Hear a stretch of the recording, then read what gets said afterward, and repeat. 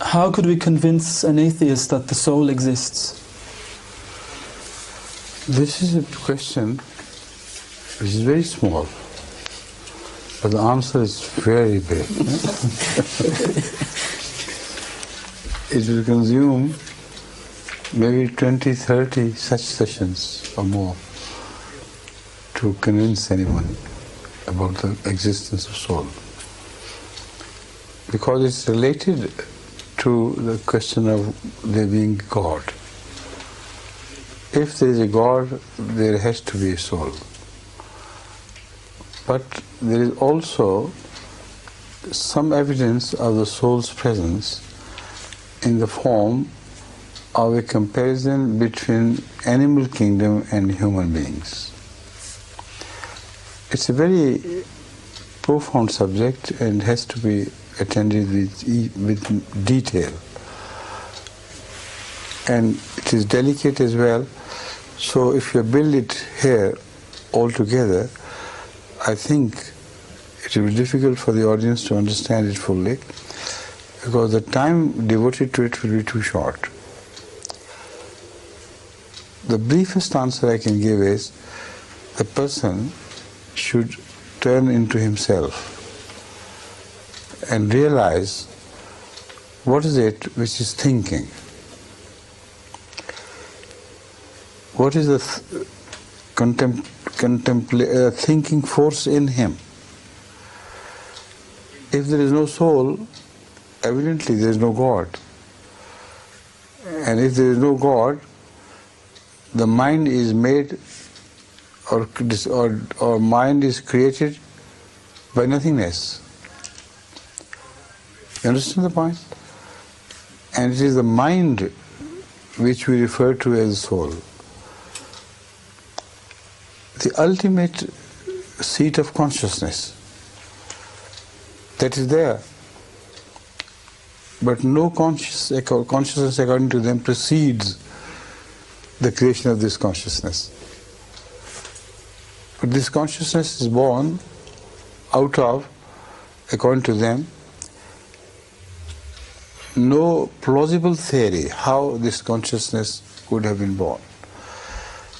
Because when they discuss brain, the scientists, the evolutionists discuss brain and not mind. The brain, according to their discussion, is an extremely complicated thing. Yet the complication about it has not been designed or created. This is impossible. If there is complexity, there has to be a designer who must have contemplated that complexity. And without there being a conscious organizer, things cannot fall into perfect steps with each other. There have to be contradictions everywhere. And the mind should not have been organized as human mind is. According to the scientists who simultaneously do not believe in a creator but believe in the mind, they know that the mind could not have been created by the most advanced computer manufacturers. Because there's so much to mind. I mean, the brain. There's so much to a brain that even after 100 years or 100,000 years, man cannot imitate the brain, not to mention his own designing. Computers are just nothing as compared to the brain. For instance, you visualize the organic systems in man. Organs are complex enough to defy their creation without a creator. But when you talk of systems, there is a correlationship between an organ and another organ and yet another organ. So the eye is extremely difficult to explain. How it got created, how it had an internal order and dependence of the parts on other parts. But the eye itself could not see anything, because whatever it saw was on a very tiny spot where some cones and rods were stirred. But what if they were stirred? The message which was conveyed to the brain was conveyed through an optic nerve, which in itself is a highly complex thing. It is made of very tiny threads of nerve chains which run into millions, and they all together make the cord. And the cord goes to the back of brain, somewhere here, and delivers pulses. And all the rest is analyzed and deciphered by that some spot. What is that spot? What is it doing there? How could they have co-evolved all these things? The brain, or the spot somewhere behind, analyzes the information it receives and enlarges it and inverts it to its own advantage. The spot where the picture is made, it is made upside down. And it's a very tiny picture, hardly to be seen by naked eye if we observe. But when it reaches the brain, it reaches in pulses, and the pulses are understood and analyzed and enlarged, with the result that we are observing this room lifelike. No camera in the world can possibly do this trick. It's impossible. But this trick is said to have evolved, suddenly erupted into being. You see, there was no eye which saw just a small tiny things and gradually it began to enlarge. It kept on completing the message or perfecting the message in its understanding right from the very beginning. The eyes have been studied of different animals. Even the remotest animals in time have the same perfect unit and the same perfect system of understanding. But that's a very big subject. I don't want to enter into that. Already, as I have told you, you have asked a very big question in a few words. But let me develop this one. Now, what does the brain do? It sees the whole heavens, the stars, the moon, the crescents and everything. Half of the universe appears as big to the eye as it is actually. The expanse is limitless. And all that is done in that little tiny spot. Once this message is delivered there, that tiny spot transfers this message to all the nervous system of the human, of the person who views this. But we'll come to that later. First of all, you just shut your eyes in a split second and the message is written. It will not be wiped out. And the same film of retina can be used again and again and again. Has any man invented such a film which could be reused, the same part, and which would have retained a procession of other images which it had received before. One can say a video camera can record. A video camera can record, but it has to be enlarged and shown, and when one event is shown, the others are not there. But what the eye does is a completely different thing. You shut your eyes and it's ready to record another thing, while the previous image is still recorded and retained. And you can recall it whenever you like. Even after 70 years or 80 years of your life, if you were especially impressed by something you saw in the childhood, during the childhood, you just want it back and it will come back. All with the same glory and grandeur that had impressed you once. But that's not there is to it. That's not all there is to it. This message is conveyed to the whole nervous system, and sensations are recorded.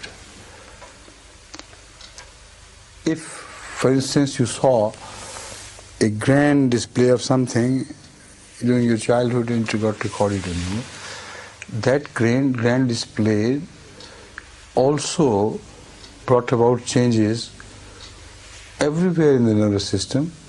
Your fingers might have twitched, you might have become afraid, with spasms all over the body. You see, all that is recorded. So when the image is brought back, it brings back to you every little emotion which brought about a change in any part of your muscles or sense of feeling hot and cold and this and that. Everything is recorded. So it's not the image which is just brought back.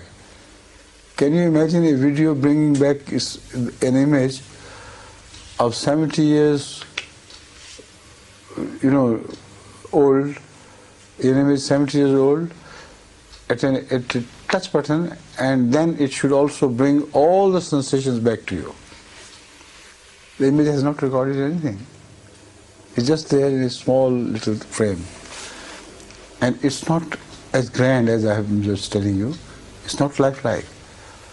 You enlarge it to the size of 1,000 square miles, yet it will not be the image which you see with your own eyes. What is this happening? You can ask your atheist friend, what is this? Who is recording all this? And who has designed this system? There has to be a preceding conscious designer. And unless you convince him of the existence of God as I am describing it to you, you cannot convince him of the existence of soul. Because that is a subject which is dependent on your belief in the existence of God as a creator, as a conscious creator, as a perfect designer. Then the need would arise for a soul to be there to recognize him. And then the operation of brain is immediately understood, because the brain is only a computer, and the ultimate thing which computes, which operates on this computer, is an indescribable existence of some consciousness. See? So all that, if you remember, you can tell him whether he believes or not. That is not your responsibility. You should pray for him. Another thing, the eyes are not just mechanical organs. They do things which no blind evolution could have taught them. It's impossible. When, for instance, you go to the country of Marti, you may sit on the top of a hill and enjoy the beauty all around. What is the purpose of an eye? If it was created by blind evolution, to enjoy the beauty of things. What is beauty? What is the beauty to the eye? If a man has been born for thousands of years and raised for thousands of years in a beautiful place, then you would say perhaps gradually it dawned upon him that this is beautiful because I belong here. But if he goes to, for instance, the Sahara and watches the sunset there, he will still enjoy the beauty of that sunset immensely. He enjoys the beauty of the animals and the weather, which, you know, for instance, under winds, the flower, the branches of the trees and the grasses, they dance sometimes in a wind to and fro. And it looks so beautiful. What is it? What is beautiful? That message which is conveyed by the eye is just an impulse. Who enjoys this beauty? Why should he? And what beauty is, nobody knows. So there is far more to it than meets the eye. This is going to be impossible to translate, unfortunately, the last part. Donc en anglais, qu'il y a beaucoup plus à l'œil que ce que peut voir l'œil, en fait. Donc c'est une petite expression anglaise. I'll say something which perhaps will be translatable. You can ask Marty, has he ever observed a dog sitting on the top of a Swiss hill and enjoying the beauty all around? Donc avez-vous déjà vu un chien assis en haut d'une montagne Or a rat, for that matter. ou un rat qui apprécie la beauté? Or a fox? Ou un renard? Because, or a horse? Ou un cheval? They don't do it because they do not have souls. According to the Quran, the soul is granted only to man. And this is the difference, wide difference between man and other animals. Man can enjoy things which simply appear as scenes to other animals. They see their way out of something, they see their way into something, and they don't realize what is happening all around. So that is the purpose of soul. Only soul can do it. You can translate this much, huh? Yes, yes I can.